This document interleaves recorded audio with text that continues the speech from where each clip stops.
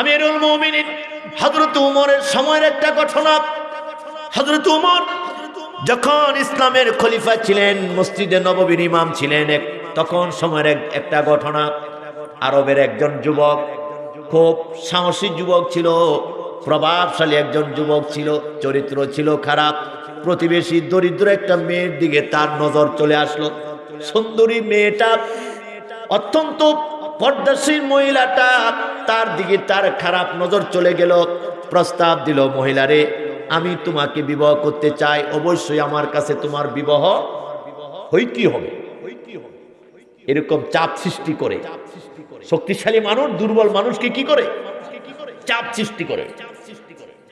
তো মহিলাটা চিন্তা করলো যে যেই যুবক আমাকে এই প্রস্তাব দিয়েছে, আমি যদি গ্রহণ না করি, জোর করে হলো আমার সতীত্ব নষ্ট করবে। আচ্ছা ঠিক আছে, আমি একটু চেষ্টা করি বাঁচার জন্য। চেষ্টা করতে হবে কার কাছে? আল্লাহর কাছে। মহিলাটা বলল, যুবক তোমার এই প্রস্তাবে আমি রাজি আছি, যদি একটা শর্ত তুমি মানো। শর্তটা হলো তুমি আমিরুল মুমিনিন উমরের পিছনে, উমর হলো মসজিদে নববীর ইমাম, উনার পিছনে যদি তুমি 40 দিন নামাজ পড়ো, আমি তোমার এই প্রস্তাবে রাজি আছি। যুবক রাজি হয়ে গেল। 40 দিন যদি নামাজ পড়ি, তাহলে এমনি যদি আলোচনার মাধ্যমে যদি এই মহিলাকে বিবাহ করতে পারি, আমার সম্মান ইজ্জতের কোনো কমতি হবে না, পারিবারিক বংশের ইজ্জত সম্মান নষ্ট হবে না। রাজি হয়ে গেল। হযরতে আমিরুল মুমিনিন উমর হলেন ইমাম, যেই মসজিদে একদিন নয়, 2 দিন নয়, 10টা বছর নবীজি নামাজ পড়েছেন, কদম দিয়ে বরকত দিয়েছেন, সেই মসজিদের মুসল্লি হয়ে গেলেন যুবক। নামাজ পড়তে শুরু করলেন, চিৎকার দিয়ে বলেন, কবুল করার মালিক কে? একনিষ্ঠভাবে নামাজ শুরু করলেন, কবুল হয়ে গেল। 40 দিন পার হয়ে গেল। যুবক পিছনের সব কথা ভুলে গেলেন, পিছনে না তাকাইয়া মসজিদের মধ্যে তিনি অবস্থান করতে লাগলেন। কয়েকদিন যাওয়ার পরে মহিলাটা চিন্তা করলো, এই যুবকের সাথে আমার একটা ওয়াদা ছিল, ওয়াদা পূর্ণ করা ফরজ। বিদায় ওয়াদা পূর্ণ করার জন্য আমি তার অপেক্ষা ছিলাম, কেন আসতেছে না? খুঁজতে খুঁজতে মসজিদে নববীতে পাওয়া গেল। যুবক জিজ্ঞাসা করলো, যুবক রে, তোমার কাছে ওয়াদা ছিল তুমি 40 দিন পরে আসবে, তোমার সাথে আমার দাম্পত্য জীবন হবে, কেন আসতেছ না? যুবক চোখের পানি ছেড়ে দিয়ে বলল, ও মহিলা, 40 দিন পূর্বে আমার যেই চরিত্র ছিল, আমার মিজাজ ছিল, আল্লাহর কসম, আমিরুল মুমিনিন উমরের পিছনে নামাজ পড়ার পরে আমার মনে হয় নামাজের মতন ভালো আর কিছু পাই না। নামাজের চেয়ে উত্তম মজা তো আমি আর কিচ্ছু পাই না। নামাজ মানুষের চরিত্র সুন্দর করে দেয়। আল্লাহু আকবার। সন্তান কথা শুনে না, হাতে ধরেন পায়ে ধরেন। বিবি কথা শুনে না, হাতে ধরেন পায়ে ধরেন। ও আমার মা বোনেরা, আপনাদেরকে বলছি, যাদের স্বামীদের চরিত্র ভালো না, স্বামীরা বিবিদেরকে ভালোবাসে না, ওই স্বামীকে কিভাবে কন্ট্রোল করবেন, ভালো করবেন, স্বামীর হাতে ধরেন পায়ে ধরেন। আর যদি কষ্ট করে যদি তাকে নামাজি বানাইতে পারেন, নামাজ শিক্ষা দিবে, পিতা মাতার সাথে কি ব্যবহার করতে হয় নামাজ শিক্ষা দিবে, স্বামীর সাথে কি ব্যবহার করতে হয় নামাজ শিক্ষা দিবে, বিবির সাথে কি ব্যবহার করতে হয়। ও ভাইয়েরা, নামাজের মতন গুরুত্ব ইবাদত, আল্লাহর জমিনে যত ইবাদত রয়েছে এর মধ্যে নামাজ হলো সবচেয়ে বড় ইবাদত। চিৎকার দিয়ে বলেন, এই নামাজ হবে একমাত্র কার জন্যে? 2 নম্বর, নামাজ মানুষের বিপদ থেকে মুক্ত করে। কি থেকে মুক্ত করে? আল্লাহ নবী বলেন, নামাজ মানুষের বিপদ থেকে মুক্তি করে। আল্লাহ রাব্বুল আলামিন বলেন, উদউনি আস্তাজিব লাকুম, বান্দা যখন তোমার প্রয়োজন হয় আমার কাছে চাও, আমি তো তোমার প্রয়োজন মিটানোর জন্য প্রস্তুত। ও ভাইয়েরা, কিভাবে চাইবেন? আপনার ছেলে দরকার, মেয়ে দরকার, কার কাছে যাইবেন? কোন মাজারে যাবেন? কোন পীরের কাছে যাবেন? কেউ তো দিতে পারবে না। যিনি দিতে পারেন, যিনি দিবেন, সেই মালিকের কাছে আপনি চাইবেন। কিভাবে চাইবেন? তার মাধ্যম হলো উদউনি আস্তাজিব লাকুম। আল্লাহ পাক বলেন, আমাকে ডাকো, আমি তোমার ডাকে সাড়া দেওয়ার জন্য প্রস্তুত। আর যত ডাকার মাধ্যম আছে, 1 নাম্বার মাধ্যম হলো নামাজ। 1 নাম্বার মাধ্যম কি? নামাজ। 5 ওয়াক্ত নামাজ পড়েন, ডাকেন আল্লাহর কাছে, নফল নামাজ পড়েন, আল্লাহর কাছে ডাকেন, সম্ভব হলে তাহাজ্জুদ পড়েন, তাহাজ্জুদের মাধ্যমে আল্লাহর কাছে ডাকেন। আল্লাহ পাক সব দেওয়ার জন্য প্রস্তুত রয়েছে ভাইরা। নামাজ মানুষের বিপদ থেকে রক্ষা করে। আপনারা শুনতে রাজি আছেন? রাজি আছেন? বলবো কথাটা। হযরত ইউনূস আলাইহিস সালাতু ওয়াস সালাম নবীদের মধ্যে তিনি একজন প্রসিদ্ধ নবী ছিলেন। নাম কি? ইউনূস আলাইহিস সালাতু ওয়াস সালাম 40টা দিন কোথায় ছিলেন? মাছের পেটে, তাও সাগরের পানির ভিতরে।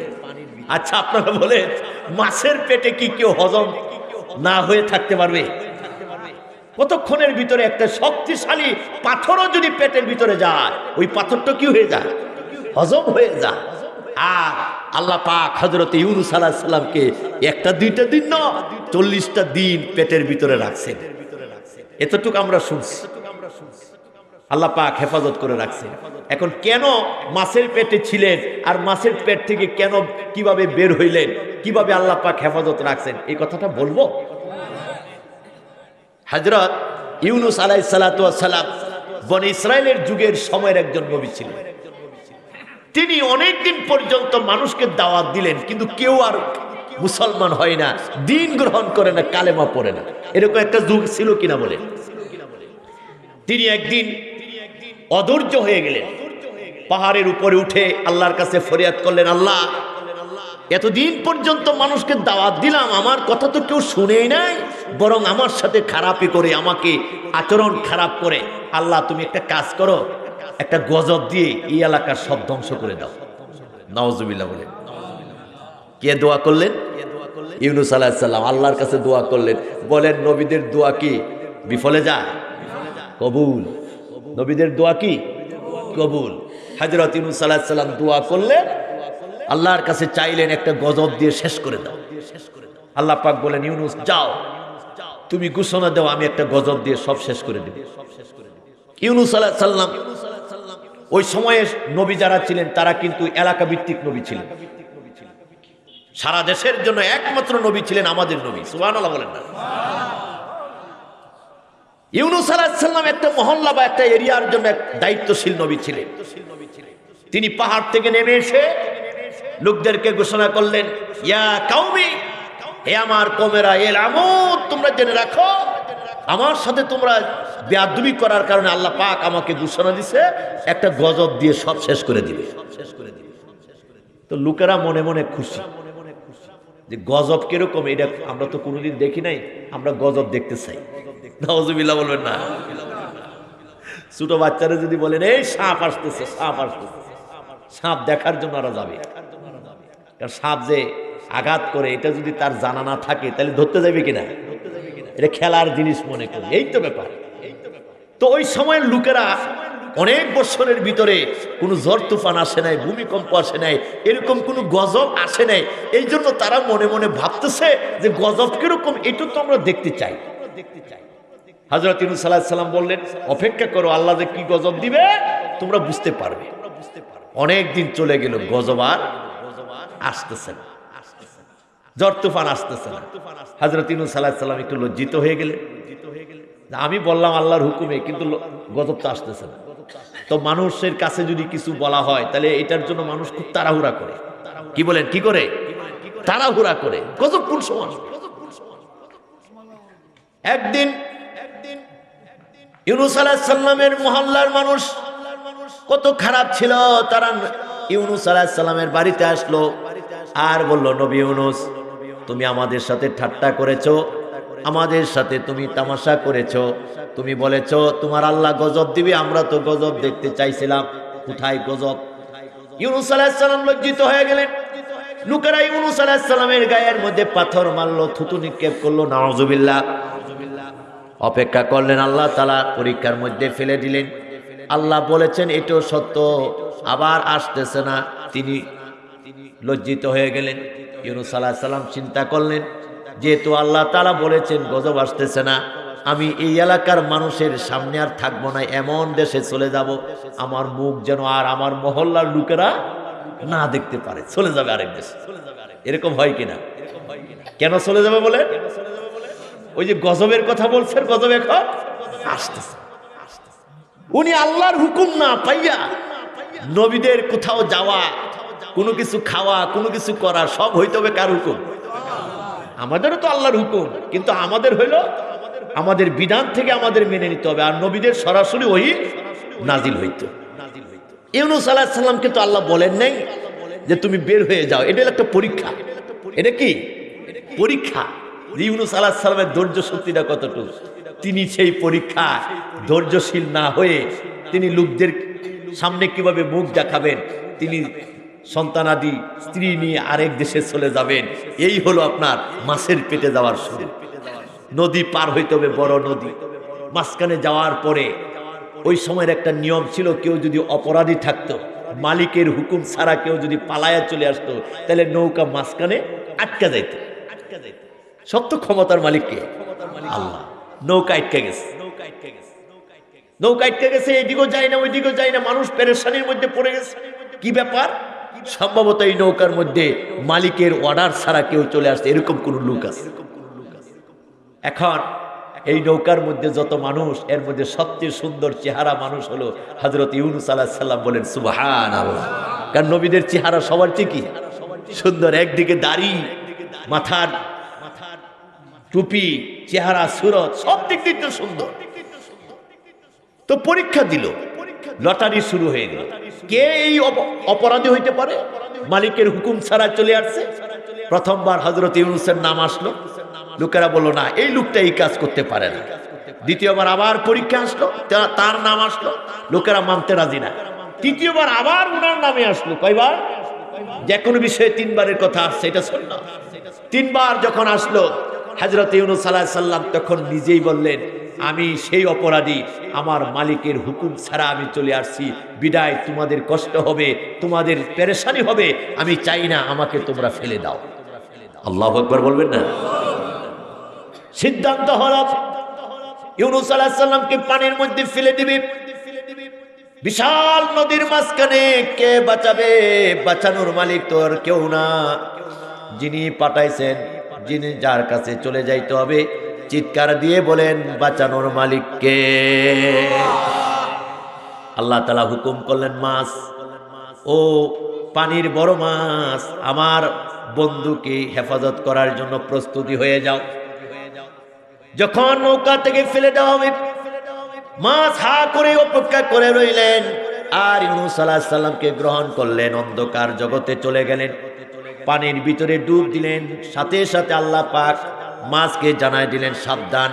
ওয়াজান্নুনি ইযহাবা মুগাদিবান ফাজান্না আল্লাহ নাকদির আলাইহি ফানাদা ফিজ যুলুমাতি আল্লা ইলাহা ইল্লা আনতা সুবহানাকা ইন্নী কুনতু মিনাজ জালিমিন। সবাই পড়েন, লা ইলাহা ইল্লা আনতা সুবহানাকা ইন্নী কুনতু মিনাজ জালিমিন। বিপদ আসলে পড়বেন, মুসিবতে পড়বেন, আল্লাহ পাক বাঁচায় দিবেন। যখন অগণিতবার এই দোয়া পড়লেন, আল্লাহ আমি জুলুম করেছি, তুমি একমাত্র সব ক্ষমতার মালিক, তুমি সব ক্ষমতার মালিক, তুমি সব কিছুর মালিক। আল্লাহ গো, আমি ভুল করেছি, অপরাধ করেছি, আমি জুলুম করেছি, নিজের উপর আমাকে ইবাদত করো। আল্লাহ রাব্বুল আলামিন বললেন, ও ইউনূস, তোমার ডাক আমি কবুল করলাম। আল্লাহু আকবার। ওয়ানাজ্জাইনাহু মিনাল গাম লা ইলাহা ইল্লা আনতা সুবহানাকা ইন্নী কুনতু মিনাজ জালিমিন ফাস্তাজাবনা লাহু ওয়ানাজ্জাইনাহু মিনাল গাম্মি ওয়া কাযালিকা নুনজিল মুমিনিন। আমার বান্দার যখন মুসিবতে পড়ে আর এইভাবে যখন আমাকে ডাকে, আমি এইভাবে মাফ করে দেই। বলেন সুবহানাল্লাহ। মাঝখানে চলে গেছে কয়দিন? 40 দিন। 40 দিন কেন? সাথে সাথে আল্লাহ পাক মাছকে বলতে পারতেন না যে যাও, টানে যাও, আমার ইউনূসকে আবার ফিরিয়ে দাও, বলতে পারতেন না? এখানে 40 দিন কেন? এর একটা ঘটনা আছে। কতদিন? 40 দিন। বলবো ঘটনাটা? 12টা তো বাজিয়ে গেছে। ঘটনাটা হলো, ইউনূস আলাইহিস সালাম যখন চলে গেল বাড়ির থেকে, এখন কোথায়? মাছের পেটে। কোথায় আছে তো বুঝতে পারছেন? কোথায়? মাছের পেটে। দুনিয়ার আলো বাতাস নাই, মাছের পেটে আছে। তখন এই 40 দিনের ভিতরে ওই যে গজবের কথা, এই গজব কিন্তু শুরু হয়ে গেছে। আকাশ অন্ধকার হয়ে গেছে, এমন ঝড় তুফান, এমন বাতাস, এমন বিকট আওয়াজ আকাশে হচ্ছে, দিনের 12টায় মনে হয় রাত্রের অন্ধকার অমানিসা হয়ে গেছে। সুবহানাল্লাহ বলবেন না? মানে প্রবল ভাবে অন্ধকার হয়ে গেছে। ইউনূস আলাইহিস সালাম কিন্তু মাছের পেটে। তো লোকেরা এই অবস্থা দেখে তো তখন ভয় পেয়ে গেছে, সর্বনাশ, এই কি গজব! নবী ইউনূস আলাইহিস সালাম এই গজবের কথা বলছেন, এরকম গজব তো আমরা কোনোদিন দেখি নাই। হ্যাঁ, এই গজব যদি এসে যায় সব তো ধ্বংস হয়ে যাবে, বাঁচার কোনো রাস্তা নাই। অনেক লম্বা কথা, সব মানুষ একবারে পেরেশানি, একবারে কান্নাকাটি শুরু করছে, কে বাঁচাবে? তাফসীরের আলোচনা এসেছে ভাইয়েরা, বাঁচানোর মালিক তো আল্লাহ, আল্লাহ ছাড়া কেউ বাঁচাতে পারবে না। গজব চোখের সামনে দেখা যায়, কিন্তু এখনো মাথার উপরে, এখনো জমিতে আসে নাই। অবস্থা দেখে মানুষ পেরেশানি। লোকেদের মধ্যে যারা জ্ঞানী তারা একসাথে একটা মাঠে উপস্থিত হলো। তারা পরামর্শ করলো, চলো একটা কাজ করি, ইউনূস নবীর সাথে আমরা বেয়াদবি করেছি, অন্যায় করেছি, তার সাথে যদি আমরা গিয়ে ক্ষমা চাই, তিনি যদি ক্ষমা করে দেন, সম্ভবত এই গজব থেকে আমরা মুক্তি পেয়ে যাব। ইউনূস নবীর কাছে গিয়ে আমাদের কি করতে হবে? ক্ষমা চাইতে। সমস্ত লোকের একমত হয়ে ইউনূসের বাড়িতে চলে গেলেন। ইউনূস আলাইহিস সালামকে খুঁজতে লাগলেন, কোথায় পাওয়া যাবে। খুঁজতে খুঁজতে সব তছনছ করে ফেললো। পাশের মহল্লা খুঁজলো, পাশের মহল্লা খুঁজলো, সব খোঁজাখুঁজি শেষ করলো। বলেন তো, তাম দুনিয়া খুঁজলে ইউনূস আলাইহিস সালামকে পাওয়া যাবে? রাখছেন আল্লাহ কোথায়? আলোচনাটা কিন্তু এইখানে। আল্লাহ তাআলা ইউনূস আলাইহিস সালামকে এমন এক জায়গায় সংরক্ষণ রাখলেন, আকাশের শূন্য আকাশে দিয়ে যদি বিমান দিয়ে ঘুরে ঘুরে যদি খোঁজাখুঁজি করা হয়, পৃথিবীর কোনো প্রান্তে পাওয়া যাবে না, এমন এক জায়গায় রাখছেন। সব মানুষ নিজেদের চেষ্টার যতটুকু প্রয়োজন চেষ্টা করে খোঁজাখুঁজি করলো, পাওয়া গেল না। আবার মাঠে উপস্থিত হয়ে গেল।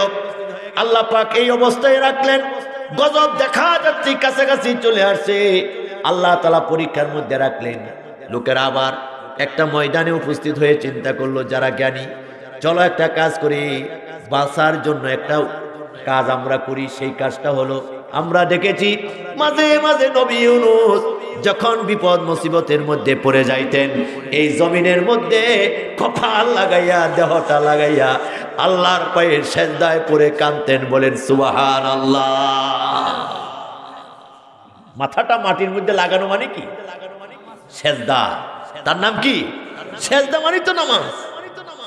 দাঁড়ায় নামাজ পড়া যাবে না, মাথা উঁচু রেখে নামাজ পড়া যাবে না।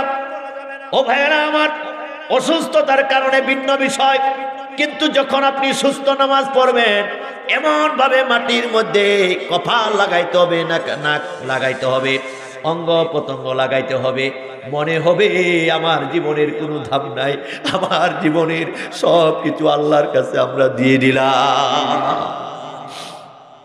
দেহটা ছেড়ে দিতে হবে আল্লাহর জমিনের মধ্যে।